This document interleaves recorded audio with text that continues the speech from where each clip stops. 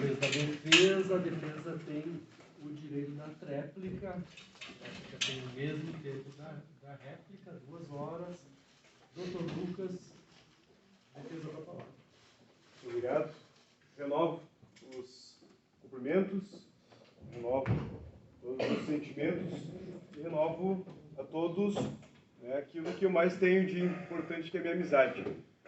E falando sobre amizade, falando sobre um caso desses que envolve amigos, eu busquei, nesse caso, trazer somente doutrinas de amigos meus. Falei do Ezequiel Vettoretti, falei do Tiago Dias Meira. Temos a doutora Márcia de Moura e de Gonhete, de Santa Catarina. Ela tem o prazer de fazer júri com ela, conversar com ela, tivemos atividades. E ela é autora de um livro sobre reconhecimento e falsas memórias, mas repensando a prova. E como é que foi essa prova? Como é que a gente tem que reanalisar a prova? Da mesma forma que o Tiago, antes eu informei da questão da presunção de inocência, do estado de inocência, nós temos alteração. A Márcia traz a fala de que nós temos que trazer o contraditório. A defesa vem aqui para trazer o contraditório, para nós mostrarmos a outra visão, para nós mostrarmos a outra face. Tradicionalmente, o princípio do contraditório significa o direito fundamental de informar-se acerca do processo e nele participar como meio de se permitir que ambas as partes tenham ciência dos atos processuais e contribuam para o convencimento do magistrado. Isso aqui é um trecho que ela fala. E ouvindo o doutor falando que era ônus da defesa provar que a polícia levou o documento para eles assinarem sem eles terem lido, sem eles terem falado daquilo. É uma prova impossível. Ela é impossível por um detalhezinho pequeno. Não tinha advogado lá. Como que o advogado, que entrou no processo depois de já ter encerrado a investigação, depois de já ter ofertado a denúncia, depois de ter recebido o processo para oferecer resposta à acusação, chegar no processo e dizer assim: eu quero voltar lá naquele dia para verificar se eles fizeram corretamente ou não. Se nós ainda tivéssemos uma máquina do tempo, nós não utilizaríamos para isso. Nós utilizaríamos ela para trazer de volta o Lucas. Nós não traríamos ela para isso. Mas aqui renova-se a importância e traz sim o porquê que tem que ter um advogado, por que tem que ter um defensor público, por que a Constituição determina que o advogado é essencial à administração da justiça.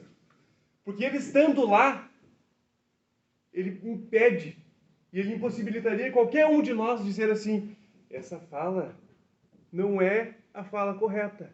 Ele não disse isso na delegacia. Porque se tivesse um colega lá, se tivesse o doutor Marco na hora, se tivesse a doutora Maíra, quem tivesse lá naquele momento, nós íamos chegar aqui e dizer assim, ó, o que ele disse está correto. Eu não posso contrapor isso. Porque eu tenho um colega que tem o dever ético de, naquele momento, se tiver qualquer falha, sim avisar o promotor. E se ele não fez e assinou, ele chancelou aquele erro, então eu não posso trabalhar com esse erro. Porque sim, aquela pessoa que tinha o dever de apontar, dever de modificar aquilo e não aceitar aquele momento, aquele ato, daquela forma que foi feita, não estava lá. Não tinha essa pessoa. E é por isso que nós estamos batendo desde o início. E quando a gente vem para o processo, eu fico muito triste, mas muito triste mesmo, porque o doutor entrou há 1 ano nesse caso.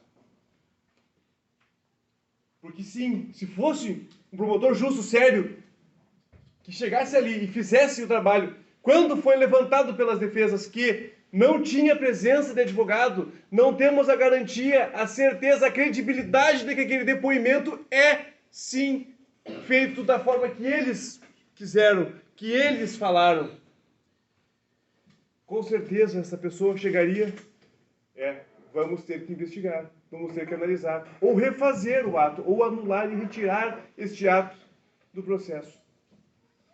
Porque nós temos que ter provas indiscutíveis, sem dúvidas, para que seja feito um processo justo. Nós não corrigimos uma injustiça com outra injustiça. Nós não corrigimos um erro com outro erro. Pelo contrário, a Auri Lopes Júnior, um advogado gaúcho, conhecido no mundo acadêmico e no direito, ele diz que forma é garantia. Nós temos um formalismo, o próprio promotor disse aqui, nós temos todo um regramento, formalismo, nós temos toda uma cerimônia. Começa se saudando o presidente, começa se saudando, fala posteriormente com o promotor, sauda a defesa, saúda a assistência, saúda os jurados. Por que faz esse protocolo, esse ritual, essa solenidade? Por que nós temos que, conforme for o processo, primeiro fala uma parte, depois fala a outra? Se a testemunha era de defesa, como foi a nossa testemunha, iniciou-se pela defesa, posteriormente pela acusação. Quando é testemunha da acusação, começa pela acusação, depois pela defesa. É solenidade, é forma. Se nós não seguirmos essa regra, está errado. Estando errado, não pode prosseguir o processo. Mas a defesa está falando desde o início que está errado. Mas a defesa podia ter pedido a perícia. Se no dia que apreenderam o carro não foi feito, imagina a defesa 2 meses depois. Vamos fazer a perícia do sangue 3, 4 meses depois. Isso se foi 3, 4 meses. Foi muito mais tempo. Não, mas aí cabe a defesa. Não, porque a defesa veio para o processo. E veio aqui e só fica falando o que eles deviam ter feito. Porque nós temos que dar credibilidade para a polícia, com certeza, quando ela faz um trabalho bem feito. Da mesma forma, nós estávamos conversando antes, uma colega, numa situação particular, não agiu da forma correta. O que nós, como responsáveis, como advogados, como colegas, estamos fazendo? Vamos chamar a atenção dela e vamos representar contra ela. Porque sim, se nós agirmos de forma errada, se nós não estamos corretos, nós temos que ser punidos também. Nós temos uma entidade por trás, temos fiscais. Se eu faço uma apropriação indébita de um dinheiro, de um valor de um cliente, a própria OAB vem e me suspende. Eu não posso advogar mais. A polícia vai me investigar, eu posso ser processado, condenado por causa disso. Então eu tenho um dever ético também, inclusive com o meu cliente. Que se hoje eu chego aqui e eu não faço a defesa de uma forma que ele se sinta assim defendido e representado, ele pode me representar na OAB e dizer: esse processo aqui eu quero anulação porque esse advogado não me representou bem. Esse advogado não foi a melhor pessoa para mim. A minha defesa foi inexistente. Eu fui condenado porque esse advogado foi ruim. E eu vou sofrer um processo. Eu posso ser suspensa, OAB. Então eu tenho responsabilidade para estar aqui também. E quando a gente veste, por que tem a beca? Por que temos a toga?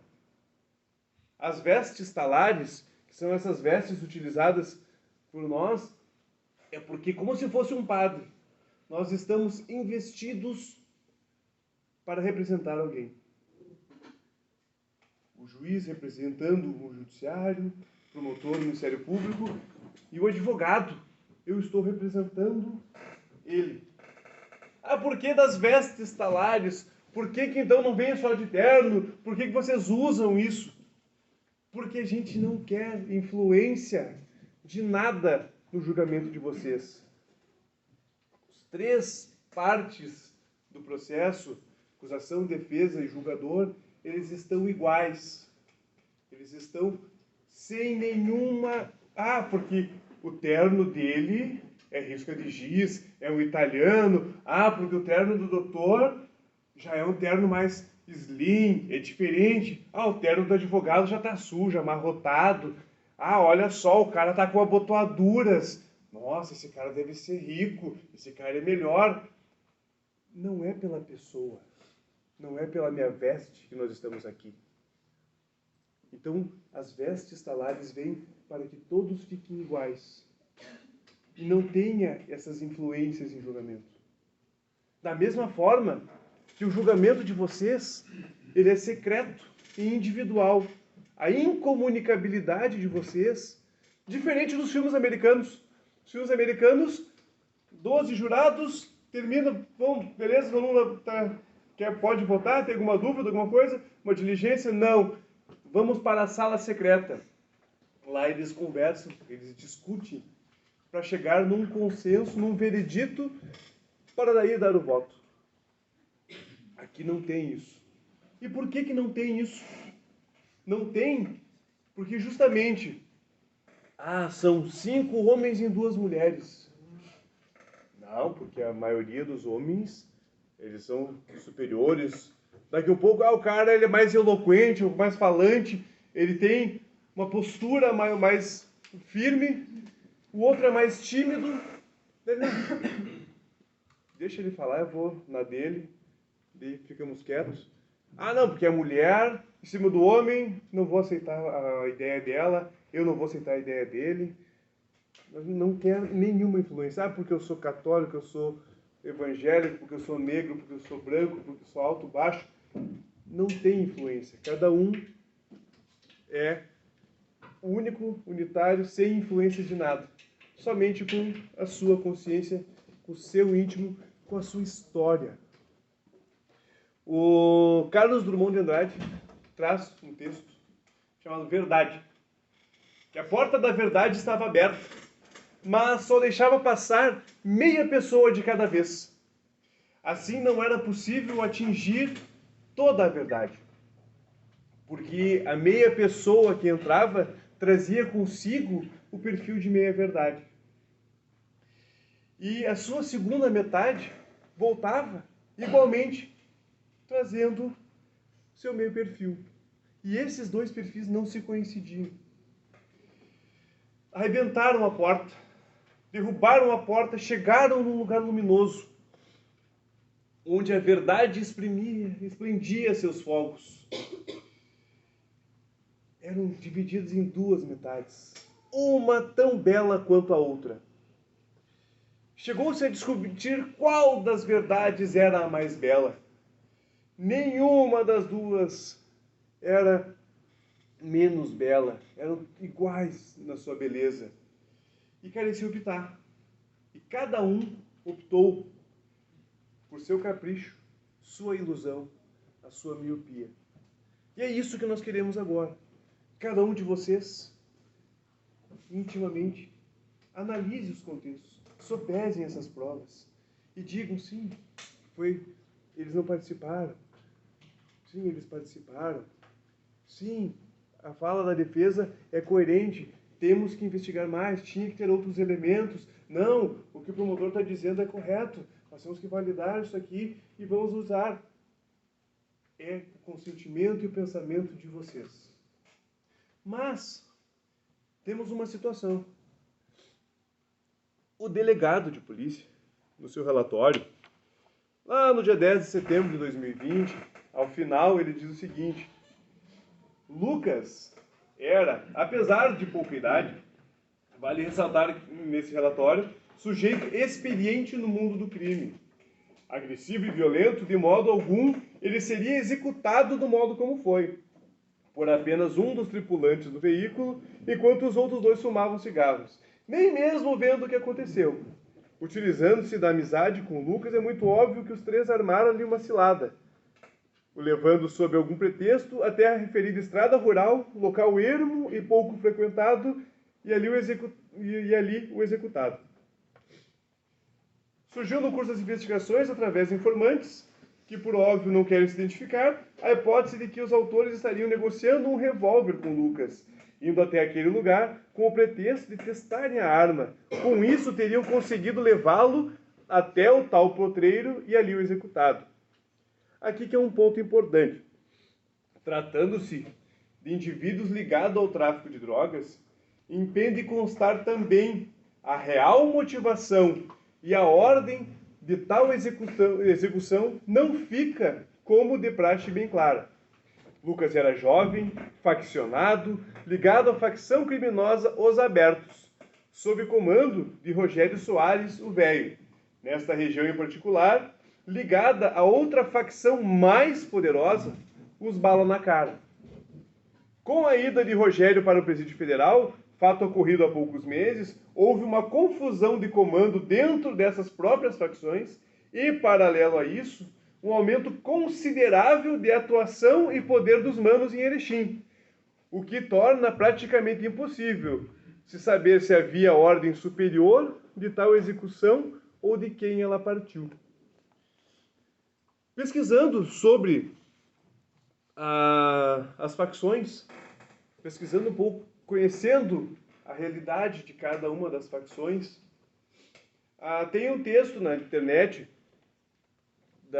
no site do UOL, de 28 de julho deste ano, que ele traz um panorama sobre facções, basicamente sobre facções do Rio Grande do Sul.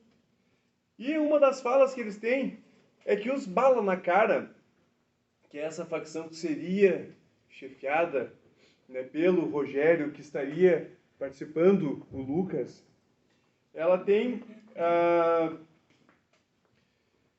afirma que a organização faz uso de violência extrema como marca registrada. E há um crescente número de mortes, de brigas, de tomadas de pontos de tráfico por causa dessas facções. Há um acréscimo gigantesco de crimes ocorrendo nos interiores, porque elas são oriundas da capital, e para ganhar mercado, para ganhar número, eles começaram a ir para os interiores. Isso, para a polícia, se nós formos conversar com os policiais aqui, é um horror. Tu pega as cidades do interior, está acontecendo muito crime, muita coisa. Ronda Alta está muito ruim, Sarandi. Pegamos cidades menores que para eles é fácil de cuidar. Porque geralmente eles vão para lá porque a polícia militar tem duas pessoas numa viatura cuidando da cidade. E aí chega 10, 15, 20 pessoas para assumir o lugar, a polícia não consegue dar conta. Ela não consegue conter essa atuação. E o crime hoje, ele está muito organizado. E por que eu estou trazendo essa informação para vocês? Por que eu estou dizendo isso para vocês? Porque como é que o Lucas foi morto? Uma morte bárbara. O próprio promotor disse, isso aqui foi horrível. O jeito que ele foi morto, a cara esfacelada. Ah, não podia ter sido só o Luca. Os outros também participaram. Será que os outros também participaram? Será que os outros fizeram isso mesmo? Não, porque o Vitor disse no seu depoimento que usou uma semana de muleta. Mas não tem informação nenhuma de uso de muleta. Não, mas então ele levou a muleta lá naquele dia, usou a muleta para bater no cara, para dar credibilidade, para ele ter confiança, para ele ir junto lá. Porque se ele não levasse a muleta, se ele não fizesse nada, porque o cara era esperto, ele não ia ir. Bom, mas então nessa situação, eles devem ter levado o pau e a pedra também. Né? Porque se eles estavam levaram os materiais para cometer o crime, então eles levaram tudo. Ah, mas eles foram lá para negociar uma arma. Porque eles foram utilizar essa arma. Daí usaram essa arma para matar a vítima. Mas não tem essa arma e não tem informação de lugar nenhuma da arma. Não foi localizado bala. Tem só os disparos. Mas e onde é que está? Também não foi localizado o celular da vítima. Que, segundo informações, ela teria ligado, conversado com eles. Então ela tinha que ter um celular. Onde é que foi parar? Será que era ônus da defesa também fazer a perícia e fazer a busca? 3 meses depois do fato, quando a gente entrou no processo? Ou era da polícia que estava lá naquele momento, que fez o cercamento do local e levou a perícia na noite dos fatos? Nós não temos essa informação. E aí, vamos dar a credibilidade para os depoimentos deles em delegacia sem a presença de advogado. Ah, não, porque não tem explicação de por que o Christian e o Vitor falaram que foi o Luca que matou sozinho o cara. Tá, então, a fala deles é que saíram os dois do carro, aí foram ver da arma, em princípio o Luca volta correndo porque a vítima teria efetuado um disparo em direção a ele, que falhou, onde eles em legítima defesa entrou em luta corporal com a vítima e acabou matando a vítima. Faz sentido? Daí ele sozinho, ok, entrou em luta corporal, tirou a arma do cara, deu um tiro no cara e matou o cara. E aí, saiu correndo, entrou no carro e vamos embora. Tá, e o corpo, extremamente ensanguentado, arrastado por 65 metros, com paulada, muletada, pedrada, cara esfacelada, que não foi feito sozinho. Tá, mas então a credibilidade da fala deles é até um ponto e depois não é mais. Ou nada é crível. Ah, mas eles não trouxeram a explicação de por que eles falaram isso pro cara. Por que botaram nas costas do Luca? E o Luca veio e disse, eu não tinha nada a ver com isso. É por isso que tem que ter. A gente fala para todos, nas palestras, atividades, aconteceu qualquer situação eventual, a gente nunca está livre de precisar de um advogado criminalista. Mas entrou em uma delegacia, fique em silêncio até chegar o advogado. Se não chegou o advogado, não assina nada e não fala nada. Por quê? Para evitar isso. O advogado é garantia, é segurança, inclusive para a polícia. Que a presença do advogado na delegacia traz essa tranquilidade para ele que todos os atos estão sendo fiscalizados e tudo que ali ocorreu está certo. É isso que a gente precisa num processo. Quando a gente trabalha no processo, irregularidades, vicissitudes, a gente pede a retirada disso do processo. Por quê? Para não contaminar o julgador, para não contaminar as pessoas que estão analisando o processo. Porque o que acontece? Vocês não precisam se preocupar se... Ah, não, tem uma questão que o juiz togado, ele não pode condenar uma pessoa somente com base nos elementos levantados na investigação. Essa prova tem que ser judicializada, tem que ter uma complementação da prova, uma certeza na prova, para que ele faça o julgamento e condene uma pessoa. Já os jurados, não há essa necessidade. Porque vocês, como leigos, vocês não vão saber, ah não, o depoimento em delegacia e o depoimento policial em juízo, a validade maior é do juízo do que da delegacia. Ah, chamam-se os policiais na delegacia e falaram uma coisa, em juízo eles confirmaram isso, então vamos trabalhar somente com a fase em juízo. Vocês não têm essa necessidade. Vocês julgam o processo de capa a capa. Então, no momento que instaurou a ação, começou o processo, a partir daquele momento até o dia de hoje, vocês têm a possibilidade de analisar. E é por isso que nós estamos batendo tanto lá na delegacia. É por isso que nós estamos discutindo desde o começo com vocês. Por que aqui pode? Por que aqui não pode? Por que isso aqui faz? Por que isso aqui não faz? Porque a gente está aqui com a certeza de que eles não fizeram isso. E é uma convicção nossa. E o advogado, a palavra advogado é advocare, falar por.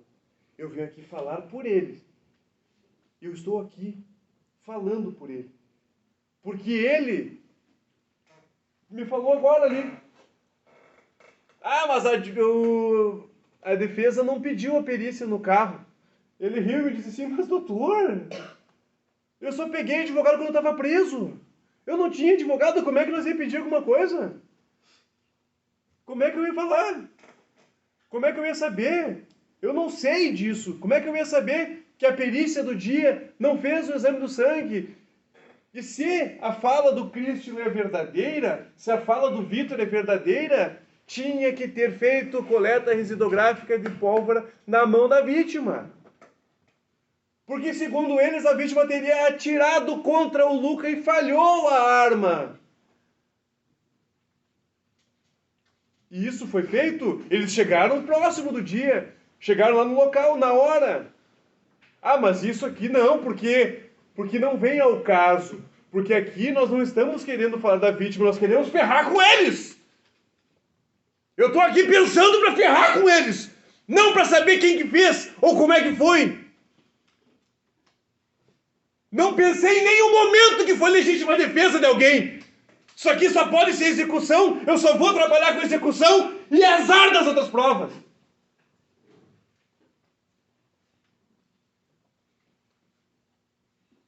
Vocês acham que é assim que funcionam as coisas? Não!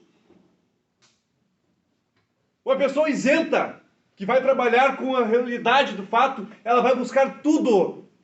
Mesmo que chegue ao final e diga, eu não posso indiciar ninguém, porque eu não tenho certeza da autoria daquele fato.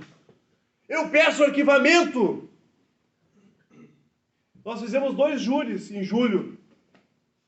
Primeiro júri, o que o doutor chegou para nós? Nós chegamos no final do júri, nós tivemos que sentar com os jurados e explicar por que aquele processo chegou no plenário. Não tinha pé nem cabeça o plenário. Lembra do primeiro júri, doutor? O processo, né? Sim. Que começou-se a ação penal, começou-se a investigação com uma ocorrência de que as vítimas estariam atrás do acusado para matar ele. Elas foram pegas com uma arma e depois elas viraram vítimas. E nós, como isso? Como que elas chegaram nesse momento? Ah, não, mas era uma disputa de boca de tráfico de drogas no interior. Da onde que saiu essa informação? Da onde que a polícia disse que era disputa de tráfico? Porque, da onde que tinha boca? Onde que tem informação? O que foi levantado? Nada. Muito bem feito pelo doutor. E é isso que é justiça. Ele chegou lá no plenário e disse, eu não tenho como pedir a condenação de ninguém dessa forma. E sim, só que isso parte também do delegado, parte também de quem está lá recebendo todas as informações. Quando a polícia faz uma análise desse caso, eles sempre vão partir, deveriam partir da presunção de inocência. Mas chega numa delegacia agora e vê uma pessoa dentro da cela e pergunta para um policial, e aquele ali, aquele ali é o vago que a gente pegou. Quem disse que ele é um vagabundo? Quem disse que ele fez aquilo que eles prenderam? Ali está iniciando um procedimento, está iniciando um fato. Então nós não podemos já sair julgando e condenando as pessoas e achando que aquilo ali é verdadeiro. E ainda mais umas pessoas que têm 22 anos hoje vão ficar num crime de homicídio qualificado, partindo a pena de 12 anos, hediondo, cumprindo 2/5 da pena. Ah, já cumpriram 1 ano, mas vão ficar mais 4 presos. O Luca veio aqui e disse para vocês, eu tinha emprego, eu tinha uma empresa, eu estava com a minha vida em dia. Depois disso eu perdi tudo. Eu estou trabalhando autônomo como pintor porque eu não consigo emprego. Essas pessoas estão diariamente com a espada da justiça nas suas costas. Eles têm estampado neles bandidos, porque eles têm um histórico criminal nas costas deles. E qual é o histórico criminal? Um homicídio bárbaro de alguém que era amigo dele.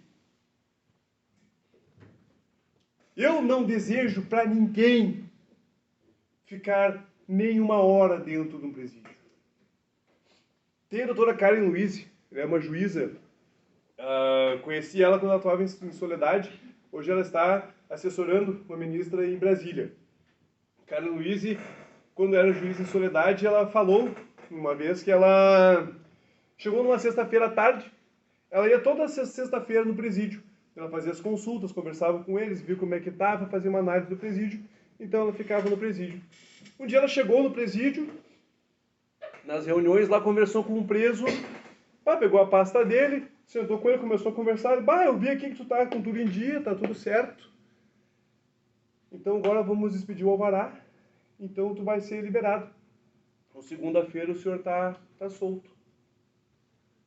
E ele simplesmente ficou quieto. E ela naquela correria, já era 5:30 da tarde, quase encerrando o expediente, ela fechou a pasta, quando ela viu, olhou para ele, não tinha uma felicidade, um ar de alegria, porque ele iria ser solto na segunda-feira. Então ela perguntou para ele, o que houve? O senhor não ficou feliz agora que está tudo em dia, tudo certo? Ele, não, tá tudo certo, tudo mais e tal. Mas e aí? A senhora sabe o que são 3 dias na prisão? Naquele momento ela parou. Ela sentou e refletiu que ela não sabe como é que é estar numa cela super lotada, um espaço que era para 6 pessoas e ter 20, ter um lugar para tomar banho com todos, não ter onde dormir, nem como comer, sem a presença da família, com 1 hora para ver o sol, com usuários de droga, com pessoas de tudo que é tipo. Ela não sabe como é que é. Naquele momento, ela fechou a mala dela, pegou as coisas e foi direto para o fórum para expedir o alvará, para liberar ele naquela noite. Porque ela, depois daquele momento, ela disse que mudou a vida dela. E ela não precisou ficar 1 ano e 10 meses como esses rapazes ficaram. E ela sentiu pelo próximo o gostinho ruim que é estar preso. E é sentindo pelo próximo esse gosto. Os agentes penitenciários estão aqui, eles sabem. Provavelmente, quando eles saem do presídio, se eles chegam em casa, a família deles pede para eles já chegar e tomar banho. Porque o presídio tem um cheiro específico. Quase ninguém gosta do cheiro do presídio. E fala o Jader Marques, advogado de Porto Alegre, está no Botkiss, e eu compartilho essa fala dele, que é de que hoje o STF declarou estado inconstitucional. Que aquilo lá é um estado de coisa, é um amontoado de gente, não é mais presídio. Aquilo lá, do jeito que está, não pode mais ser. E como eu compartilho do Jader dizendo que eu odeio o presídio, eu odeio aquilo lá, e eu não quero ninguém lá dentro. Se ele é meu assistido, eu vou fazer de tudo para que ele saia de lá. Porque aquilo lá não cumpre a função dele. A função de uma pena, a função de um presídio é ressocialização. É pegar uma pessoa que está agindo de forma errada na sociedade, levar para um lugar, para dar um destino, um caminho certo para ela poder voltar à sociedade. Será que com 1 ano e 10 meses deles, que eles saíram do presídio, eles já estão há 1 ano e pouco presos, soltos, cumprindo certinho, se apresentando, trabalhando, não tem nenhum envolvimento mais, não tem nenhuma informação. Eles nem fizeram o crime. E eles já entenderam o quanto é ruim ser condenado por um crime. Imagina se eles fizessem. Então, sim, quando a gente veio ao final, eu peço para vocês: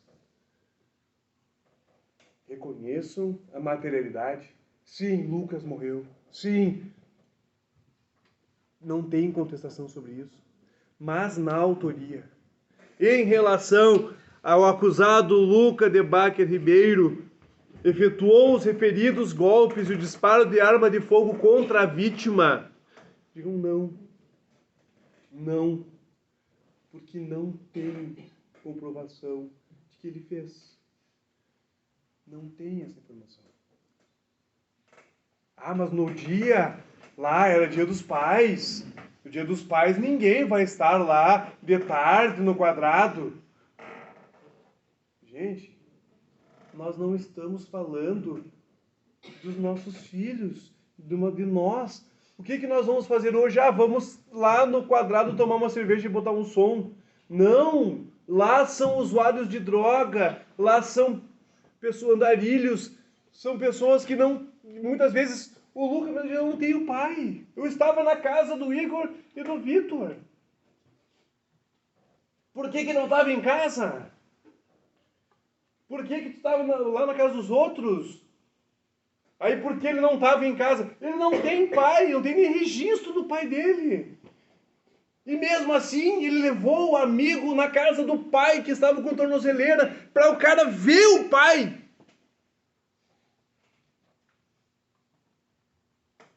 E depois ele vai matar o amigo de uma forma que o cara vai ficar esfacelado, sem motivos. Sendo que o cara era faccionado e a facção que tem lá é violenta, faz crimes bárbaros e tem toda a possibilidade de ter matado ele lá dentro, sendo um cara faccionado que foi amando desse chefe. Ah, mas não descarta a hipótese de um carro ter entrado para outro lugar, não se descarta a hipótese de ter outras informações, mas isso não é relevante. Porque o delegado entendeu que aquilo ali, da forma que estava correto. O promotor, naquele momento, aceitou aquele entendimento, porque confia na palavra do policial e confia na palavra do delegado, e nós também confiamos. Porque a intenção é essa. Nós sempre partimos da presunção de inocência. Nós sempre partiremos da presunção de que aquilo ali é verdadeiro. Até que tu analise e veja que não é. Até que tu parta de um pressuposto, de uma análise que não é verdade. Até que tu tenha elementos onde tu se convença que aquilo ali não foi feito da forma correta. Então, a gente descredibiliza, a gente tira do processo, a gente não usa para fins de condenar alguém. Então, aquela pessoa que tem uma fala que até então é coerente, é correta, é uníssona, e traz elementos que comprovem aquela fala dele, nós vamos dar total credibilidade.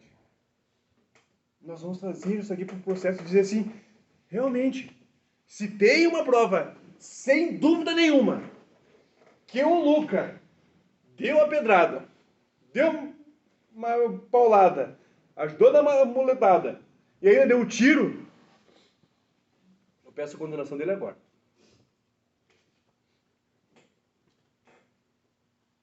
Eu sou o primeiro a pedir a condenação dele.